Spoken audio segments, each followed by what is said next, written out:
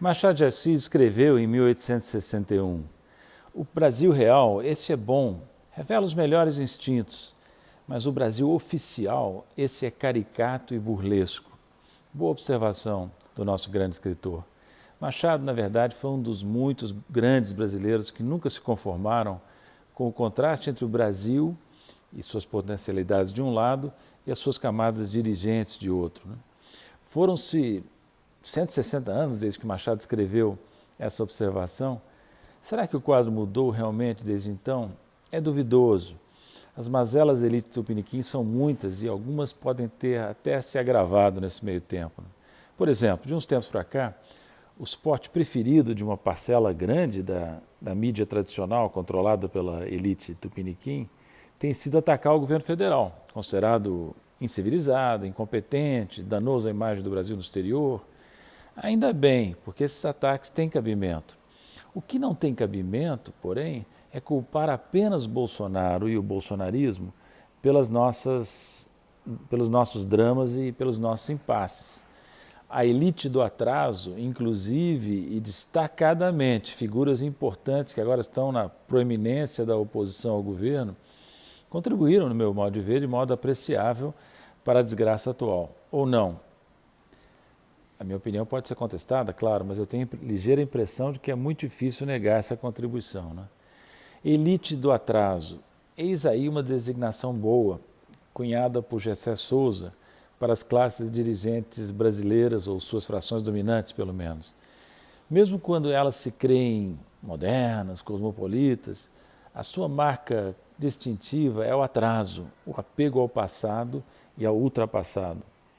Por exemplo, a resistência ao debate, que é típico das democracias. O debate livre e aberto de ideias é algo rejeitado pela elite do atraso brasileira. Isso se reflete na virtual inexistência de debate econômico na mídia corporativa, o que permite a consagração de doutrinas econômicas e financeiras primárias e antiquadas como verdades incontestes. Se o debate tivesse sido mais livre no Brasil nas décadas recentes, eu acho que dificilmente teriam prosperado teses econômicas extravagantes e danosas ao interesse nacional. Por exemplo, a ideia de que poupança externa é indispensável no desenvolvimento de um país, ou o postulado correlato de que são desejáveis e possíveis no desenvolvimento o registro de déficits elevados no balanço de pagamentos em conta corrente, ou ainda a suposição ingênua de que basta deixar o câmbio flutuar, porque isso exibe o país de manter reservas elevadas em moeda estrangeira, ou ainda a crença de que a expansão da moeda resulta necessariamente em inflação. São pérolas do que eu costumo chamar de ortodoxia econômica de galinheiro. Quando eu voltei da China, há 3 anos, no final de 2017, eu constatei que as discussões de temas econômicos nos principais órgãos de comunicação brasileiros, que nunca foram das mais diversificadas, nunca foram das mais plurais, havia quase desaparecido. Reina sem maior contestação o que eu chamo justamente de ortodoxia de galinheiro. Por quê? Porque é uma ortodoxia que representa uma versão simplificada, caricata, da ortodoxia econômica inventada nos Estados Unidos e nem sempre praticada lá. E com uma defasagem temporal. Geralmente a ortodoxia de galinheiro, hoje no Brasil, é daquela que se propagou nos Estados Unidos em décadas passadas. Mas enfim, sem debate, o fundamental é entender o seguinte: sem debate, sem confrontação de ideias, não se pode falar em progresso nem em democracia. Fora da mídia alternativa hoje no Brasil, mídia alternativa com essa variedade de canais, blogs, sites, muitos deles muito interessantes, fora dessa mídia alternativa quase não existe mais espaço para visões alternativas ao chamado consenso do mercado.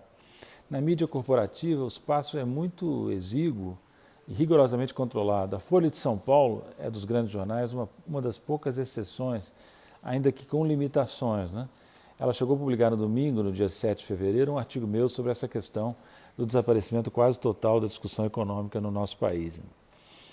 O ponto que eu queria deixar para a reflexão de vocês é que a virtual supressão do debate econômico cobra seu preço para o país. Eu acho que nem sempre se tem consciência do estrago que está se fazendo no Brasil há décadas com a subordinação da política econômica ao que há de pior na ortodoxia de galinheiro. E essa subordinação não seria possível sem a supressão quase total do debate econômico na mídia corporativa. Eu entendo, queria deixar esse ponto para a reflexão de vocês, que a recuperação do Brasil que virá passa também pela retomada do debate aberto e plural de ideias econômicas, superando a resistência histórica da elite do atraso.